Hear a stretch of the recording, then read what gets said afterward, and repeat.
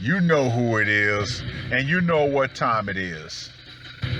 Time to piss off some feminists, trad cucks, and whoever don't want to know the truth. Oh well, let's get started.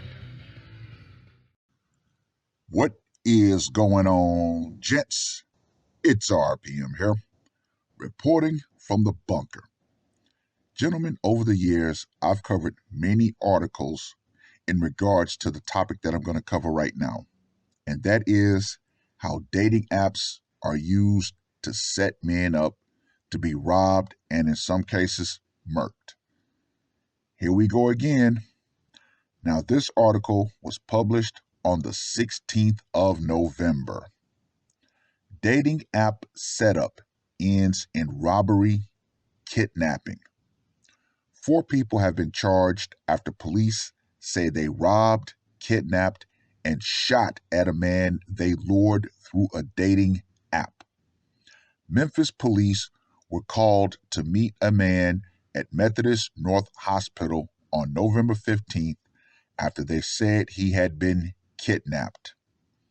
The man told police he was on a dating app called Moco Space and agreed to meet with a woman by the screen name of Sonja at a Cordova apartment complex on Germantown Parkway.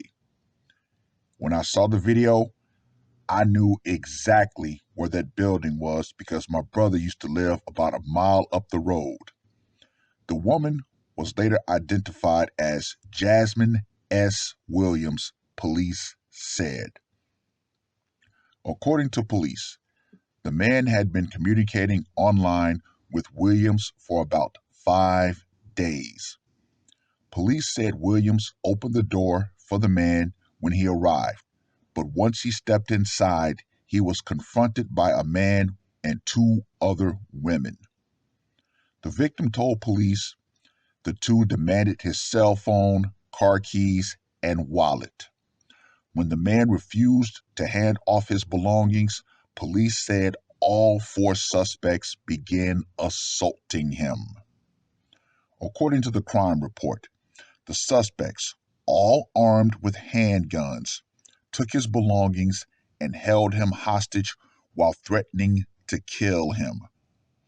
Police said the suspects, then began arguing amongst each other about what to do with him. Now, this is definitely a trait amongst black robbers. Not only will they rob you, in a lot of cases, they'll just flat out kill you because, oh, you saw my face, you can identify me, as if murder itself is not going to get you more time. The male suspect, Trevor Keys, then decided to put him in the trunk of a Honda Accord parked outside of the apartment, police said. The suspects then came back and took him out of the trunk and placed him in the back seat, while Keys held him at gunpoint. Keys also told the victim that they were about to torture and kill him, according to the affidavit. Police said the suspects then drove the man north on Singleton Parkway near Millington and stopped near a field. As they exited the vehicle, the victim managed to escape and run into a wooded area. Multiple shots were fired toward him as he went to hide, police said. Police said the suspects left the area after they could not find the victim. The man then walked to the hospital where he met with police. Officers later located all 4 suspects inside of the Cordova apartment. The other 2 female suspects were later identified as Nadia Townsend and Jasmine A. Williams. All 4 of the suspects were charged with attempted first-degree murder, especially aggravated kidnapping, and acting in concert aggravated robbery and employment of a firearm during dangerous felony. Well. You see, gentlemen, Articles like this are one of the main reasons why I am in full agreement and support of legitimate brothels. Now, on a video I did in the past, a couple of guys had a little kind of negative connotation about brothels. Now, as a man with a daughter, I do understand where you're coming from.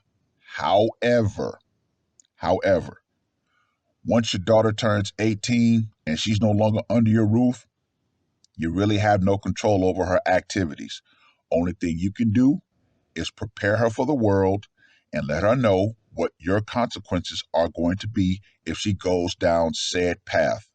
Other than that, I'm going to reiterate, as long as she is under your roof, then you have control. Once she's able to go out on her own, you got to let them go.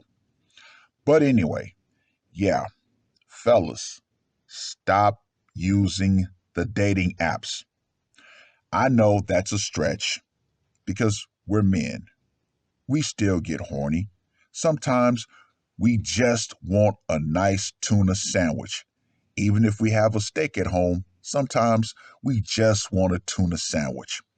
But, gentlemen, if you're still going to be using these dating apps, my humble opinion would be get one where you have to pay. Because it seems like this Moco space isn't really a paid app. But ironically, isn't it? So many quote unquote free friend apps like Facebook and all that stuff, they have dating sections. Gentlemen, if you're not paying to be on it and paying a pretty penny, avoid it. Just saying, because there are far too many stories out there of men who've been set up via dating apps, who've been robbed, and in some cases, unfortunately, lost their lives. Gentlemen, keep your head on the swivel. But I'm going to reiterate, if you feel the need to use a dating app to try to get some, get your pipes cleaned, go for one that you have to pay for it and pay a pretty penny, like Seeking Arrangements. Who knows? I'm going to snoop around there.